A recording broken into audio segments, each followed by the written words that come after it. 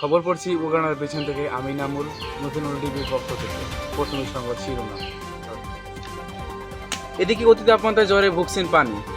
অধিকাংশ বিশেষজ্ঞদের ধারণা 2 মণ নাপা এক্সট্রা প্রতিদিন খাওয়াতে হবে, তাহলে তাপমাত্রা ফিরে আসবে বলে সম্ভাবনা দিয়েছে।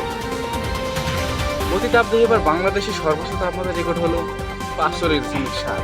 1960 সালে এটি ছিল 43.7। এখন আমরা চলে যাব। হ্যাঁ এনামুল, আপনি দেখতে পাচ্ছেন আমরা কুইচেলময় এলাকায় এসেছি, যেখানে রোদ্রে মানুষ খেটে খেয়া মানুষ কাজ করছে। এমনি অনেক কষ্ট হয় রোদে কাজ করতে, আরও প্রচণ্ড গরম, প্রায় 45.7 ডিগ্রি সেলসিয়াসে তারা কাজ করছে। তো তাদের সাথে একজনের সাথে চলুন কথা বলি আমরা। আমি এই এলাকার একজন কৃষক, আমি খেতে খামারে কাজ করি। আমার মাসিক ইনকাম 11 থেকে 12 হাজার টাকা, এই দিয়ে সংসার চালাতে হয়। এরপর আমি